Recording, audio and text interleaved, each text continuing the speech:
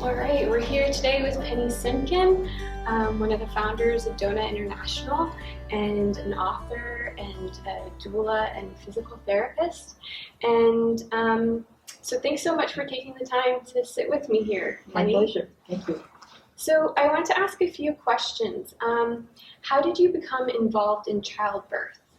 And what inspired you, motivated you, and set you on this path? Well, first of all, I have to tell you that I've been involved in childbirth for 50 years. So it was back in 1968 that I actually started teaching. But what made me say, I'm going to go back a little bit further to the birth of my first child, because I think that shaped me. But I had a very good doctor who suggested that I have a natural childbirth. I was all of 20 years old. And I thought, of course I'll do that. Everybody, birth is something everybody does. And I said, sure, I'll do it. And I had no idea how challenging it could be. There were no classes. But I had a baby that weighed 10 pounds and 4 ounces. And he was posterior. He was turned so that he didn't fit very well. And I wasn't able to have the natural birth. I had a forceps delivery.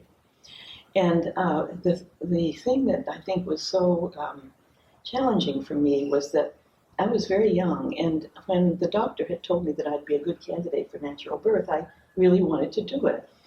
And then I couldn't. And I felt that I let him down and that I had failed in some way. And I was feeling really bad about myself.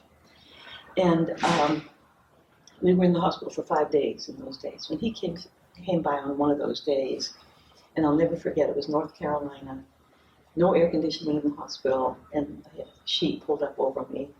And he came in to see how I was doing, and he, at one point, my feet were here, and he kind of grabbed my ankle under the sheet and gave it a little shake, and he looked me right in the eye and said, "What a trooper."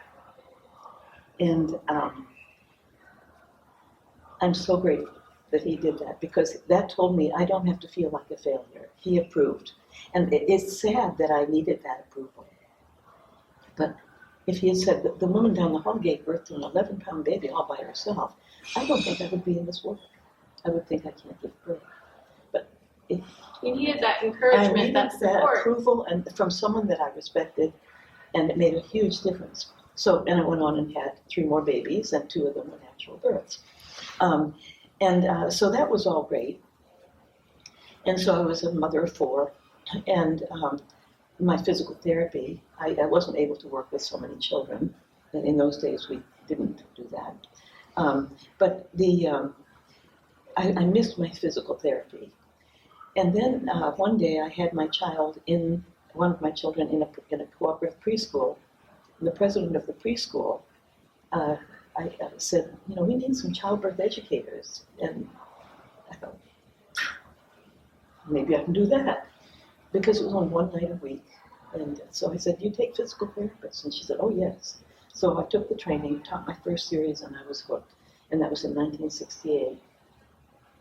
And I've loved every aspect of it. I love the physical preparation. I love the anatomy, the science. I love even the controversies in maternity care. So I've just kept doing that forever, and still am doing it. And then you asked me what... So what inspired you and motivated you and basically set you on this path? Well, and you see, that's the irony. I didn't have any motivation until I had taught some. I just wanted to do something with my physical therapy. And this was a way I could continue that. And then I had to learn all about birth because I hadn't taken any classes. And then everything just got more and more interesting to me, more compelling. And as I say, from the first class, I was hooked. Well, that's wonderful. So it grew on me as I worked at it. Absolutely. And I think a lot of women feel that need for encouragement, especially going through that process and knowing that they're not a failure if things don't turn out exactly how they want it to. But having that sense of support, with somebody they respect there to help them it's super helpful. Essential. Yeah. Essential. Yeah. I wanted to ask, how did you become a founder of DONA International? And what was the need you saw in helping to create such an organization? Well, I think what really got me started in that direction. I had been, as a childbirth educator, I went to births with my students quite often, and I loved it. But I didn't realize I was doing anything important. I thought I was getting a fix on my own interests. I didn't realize I was helping. But after I'd been teaching for a while, the directions childbirth education was taking I didn't approve too well. They just said, who cares about the one day she gives birth? She's going to be a parent for the next 35 years or whatever. We should be focusing on parenting classes. And I didn't feel comfortable with that. So I decided I'm going to find out if birth is even important to my students. And this was after I'd been teaching for 20 years, actually, Wow. in the 1980s.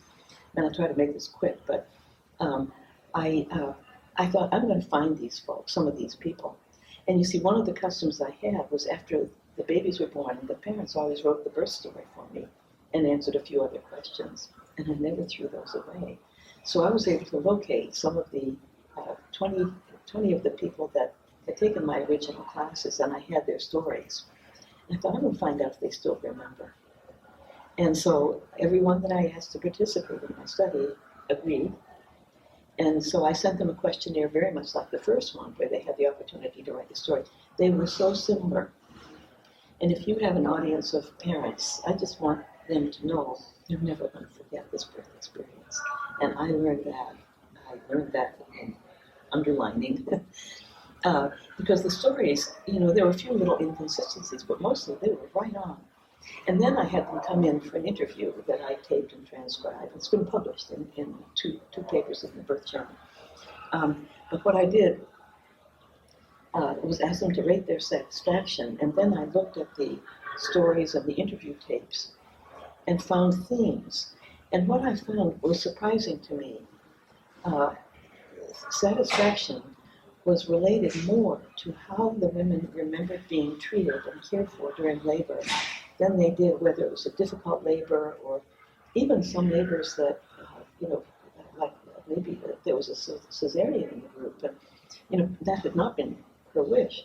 But in looking back on it, the women who felt cared for felt satisfied, felt they were, they looked back on it with satisfaction.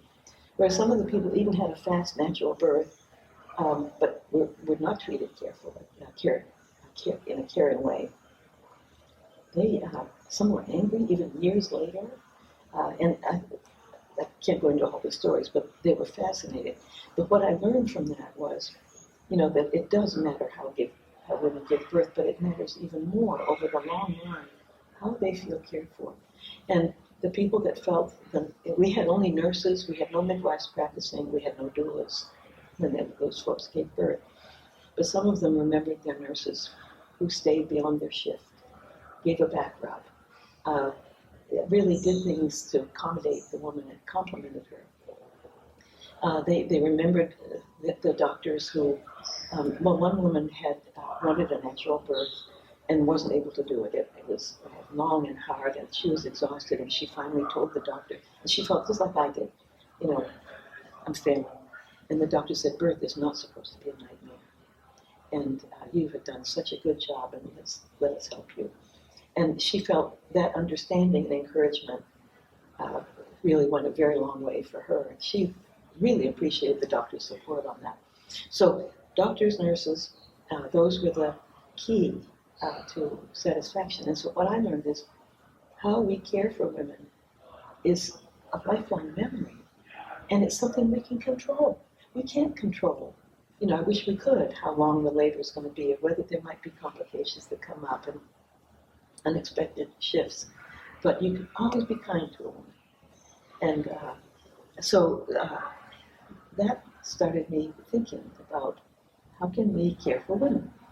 And because we had nursing shortages, the staff, some of them were wonderful, but they couldn't be there all the time. So I actually decided to start trying to train doulas. I already had my physical therapy and my childbirth education. And it took me more than 2 years to find an organization that would support me in providing classes. And finally, the Seattle Midwifery School did. And so I started teaching in 1988. I made up my own curriculum and did it. And so after the second series that I taught in Seattle, we decided that the doulas who took the course needed support. So we organized into a little group called Pacific Association for Labor Support. And Annie Kennedy, another founder of DONA, and I, and several other wonderful people in the Seattle area decided to form that organization. And so within about a year or two, that was in 89, I think, that we actually formed the group. And then it was clear to me, we should take this across the country. We should make this an international organization because these things apply everywhere. And with Annie's help and Phyllis Krause, Marshall Krause, and John Kennel, we decided to found DONA. And so that was in 1992. Oh, wow. That's wonderful. Yeah, and I touching on that subject of when a woman feels supported, respected, and understood, how crucial that can be. And absolutely. Even if you can't control the circumstances, just knowing that people care and people being kind to her, the profound impact that can have, it's incredible. Yes, yeah, it is. And it was surprising to me. Yeah. I thought natural birth was what everybody wanted. That would be the only thing that would give them satisfaction. No. And I'd like to, be encouraging to some of the people that may be watching that sometimes labor does take a turn that may be in opposition to what they wanted, but that they can still make good decisions and feel good about it afterwards. And about the support people they have around exactly. them. Yeah, for sure. What advice would you give to new doulas if there were only 3 to 5 tips you could provide them? What would you say? Well, I would want to say, I think that probably their presence and kindness is even more important than doing the double hip squeeze perfectly. And so I'd like to encourage them to not feel too sensitive, too self-conscious, to do the best they can with the comfort measures, but always, if they're trying a technique, how does this feel? And would you like me to do it any differently? So that the woman can get feedback. So I wouldn't want them to be worrying about their skills when their desire to be present and caring for people. That's the most important quality in the doula. I would also say that she'll get better. I mean, I'm saying she, but we do have male doulas, and I should give them credit. We have some in the Seattle area, bless their hearts. But the doula will get better with every birth.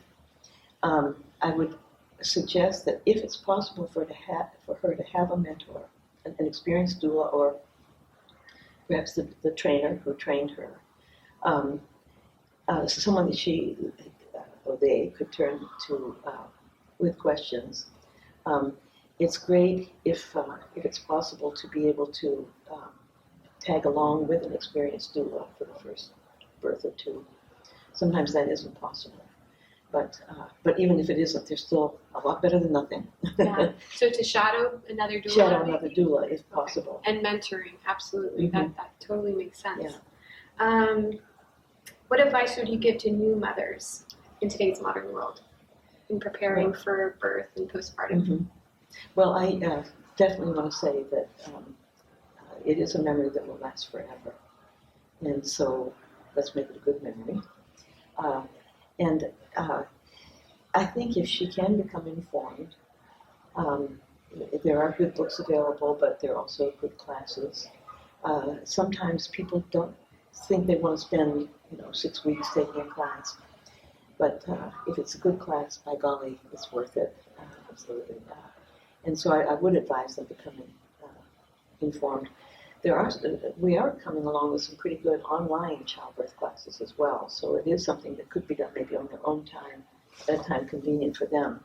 Excellent. I teach classes, evening classes, twice a week. And I think the friendships that develop there, all the people are having babies within a couple of months of each other. So there is some personal social value in getting together for a class, but it's not easy for everybody. So I would suggest classes. And I would, top of the list, have a doula. Excellent. Yeah. Yeah, definitely, Have a for doula. sure. What would you say for mothers who have had a difficult experience that they do remember? How have you found mothers, women, birthing people, and families? How have they overcome that? That's a big question. Unfortunately, that does happen. People sometimes come through the birth experience feeling traumatized. Sometimes it is because they were treated very poorly. Sometimes very sudden emergencies arose and they just, they were caught by surprise and it's hard to adjust to it. But we do have, I've actually founded another organization, or co-founded another organization called PATCH, and that stands for Prevention and Treatment of Traumatic Childbirth. And we have a website, and there are some papers on that website that would be helpful, perhaps, for someone to read if they've had a difficult birth or a traumatic birth. But I think it's important for someone who comes out of birth feeling traumatized. And one of the, some of the things that happen is that sometimes they clam up, they don't want to tell anybody their birth story, or if they do, their friends say, oh, but the baby's okay, so, you shouldn't feel that way anymore. And they often feel they're not understood. And so it can be depressing as well as traumatic. And I have a great deal of empathy for people that are going through that. I do a fair amount of counseling. I'm not a therapist, but I do kind of a practical counseling on that. But there are some good books on traumatic birth. And some videos that could be helpful. And there is an organization called Postpartum Support International, PSI, and they have many resources for the public. And that might be something that the person could do. If it's quite severe, a trauma therapist would be the person to go to. Sometimes you think, well, I've had a baby, I'm depressed, but if she's having nightmares or flashbacks to the birth, that isn't depression. That's a traumatic reaction. And so a trauma therapist might be the best person. And PSI, Postpartum Support International, might be able to make referrals to people in her area. Definitely. So, and they can visit my website. I have some stuff on it there and some papers. At pennysimkin.com? pennysimkin.com. And PATCH is patch.org, but it's all caps, PATTC, and then the H is small. I don't think that matters. It's small, lowercase, but it's 2 T's. That's the one thing that they should remember. Patch.org? Okay, excellent. Yeah. All right. And what advice would you give to new fathers? Well, I'm glad or partners. Partners, yes. I'm glad you asked that question because they need to realize that this is a memory not only that this childbearing person is going to have, but the partner is also going to have. And sometimes those memories are a little different, so we might talk about that down the line. But, if I can say this, in my classes, the very first night, I tell the partners, if you don't learn anything else from me, I want you to learn this. Rhythm is everything. And that may sound very strange, but the partner who's going to accompany this person that he loves or she loves wants to feel useful and can be very useful, and it's simpler than people think. Knowing all the little techniques, if they have a doula, the doula can guide the partner on where to push, where to, how to, when it's time to walk, when it's time to get in the water, that kind of thing. But the importance of rhythm, and I learned this by attending births. I used to teach methods of childbirth that were very particular. And then my students would ask me to go with them. And they wouldn't do what I taught them. And it was either I was wrong or they were wrong. And I began to realize I was wrong. And when I loosened up a little bit, I realized that they cope in different ways. But rhythm is always a sign of good coping. And I have this, my approach is called the 3 R's, the letter R: relaxation, rhythm, and ritual. And so I want partners to know that relaxation is important between contractions, but it is not essential. Many people do want to be very limp during contractions, but others want to be active. They want to move in a rhythm or walk or moan or do something more active. And I think I'd leave it to that person to discover how it's going to work, and then the partner will support her in that. But if the rhythm is lost, if she had been going, like that, and then went, the rhythm's gone. And the partner then, and I teach what I call the take charge routine, where the partner says, look at me, I'm going to help you get through this. We're going to do this together. Follow me, and keep your rhythm, that sort of thing. It's simple. It sounds simple anyway. But sometimes the person, the birthing person is making sounds that are the partner's never heard. And they think, oh my God, is she all right? So I want to remind the partner, if it's in rhythm, she is coping, even though you've never heard those signs before. If she wanted to do this without pain medications, don't say, oh my gosh, if you sound like that, you need medication. So encourage her to continue, and those sounds, if they're rhythmic, it's working. So it's sort of like let the person do their own thing and fall into their rhythm. Yeah, right. And continue exactly. it. Yes. Yeah. Okay. Yeah. Be in her rhythm. Be in her rhythm. Yeah. I'm glad you mentioned that, because when you see a couple working well together, the partner might just be sitting beside the bed, and maybe the birthing person is doing something. You might see the partner doing this right along with it. And maybe not, maybe silently, maybe the birthing person isn't even looking. But the partner's in her rhythm. I think that's a very good sign. Oh, excellent. Yeah, it's almost a synchronicity, I guess. Yeah. Falling into I think when people are in rhythm together, I think they're giving something. They're sharing something. Yeah. Can I tell you a story? Sure. A birth I attended many years ago now. It was a very hot day in July. This was a home birth. And there were 9 people in this little bedroom. And to be honest, I thought, what am I doing here? There's a mob of people. But I didn't leave it right away. I was thinking I'd probably go. That was before I knew much about doulas. But I noticed that during the contractions, the woman was kind of rocking, her partner was right with her, and everyone in the room was swaying. Wow. And the rhythm was shared. I thought, something important is happening here. And later, when I saw the woman privately, she said, I've never felt so loved in all my life.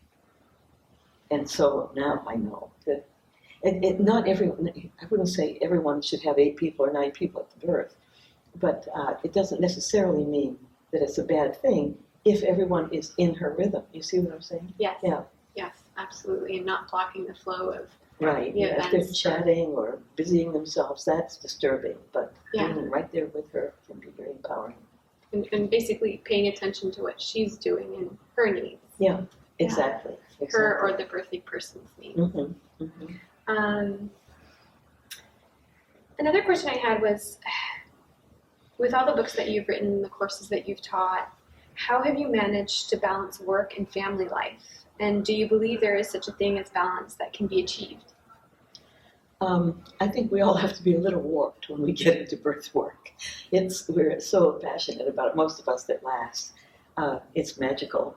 But, I, with 4 small children, and having to really pretty much stop my physical therapy, I worked for half a day a week at a hospital. But I had clearly in my own mind, and this was a time when women didn't work outside the home. A 1-salary family was usually enough, and it isn't anymore. So times are different. But I did make a commitment that, I was going to look after these kids and do a good job.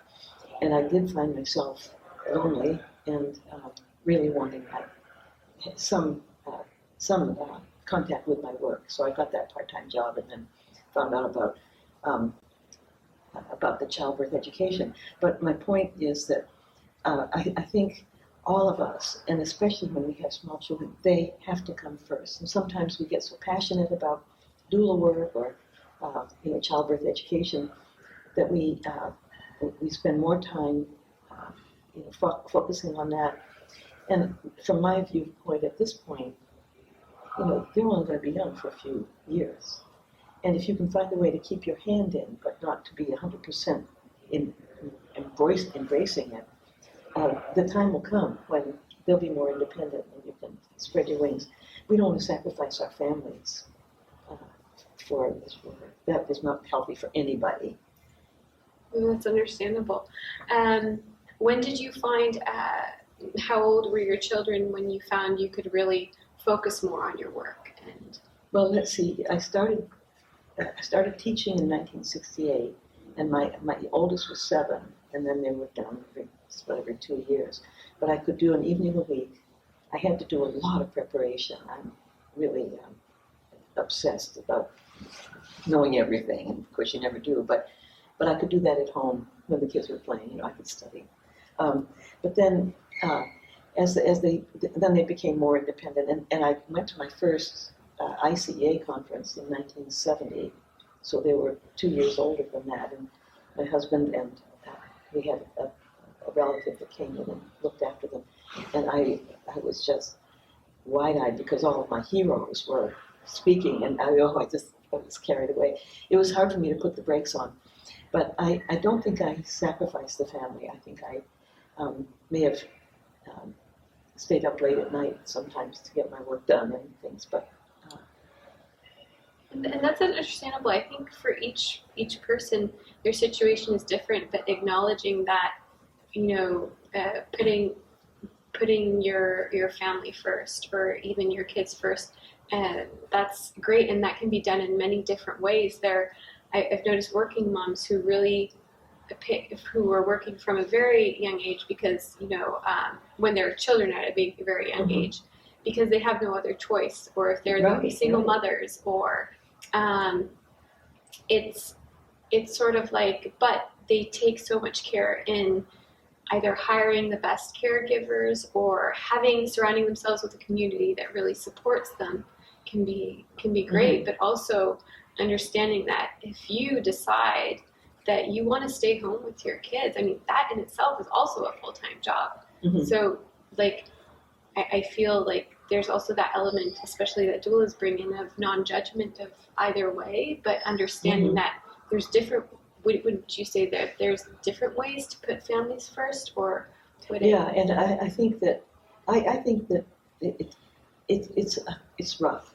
It's rough. I mean, whether one is working, being a doula or whatever, just keeping a household running smoothly with a couple of kids, those are years when most parents have to put their own needs aside, and and they do, and but I want them to keep in touch with the other part of themselves, So absolutely. Yeah. That leads me to the question: how do you define success? Oh boy, that was one I saw on your list. And, well, for me, I have a business, and I have a few paid part-time employees and things. But I am a person of privilege. My partner has always supported me, so my income has been secondary and not all that important. So for me, success has been more around fulfillment, a sense of fulfillment, and satisfaction in being able to pursue a cause that I think is just extremely important. As I say, I have had the privilege of being able to follow my passion, perhaps more than some could. So that's how I would define success personally. We do. I'm always impressed by some of our young doulas who have that passion, and they follow it.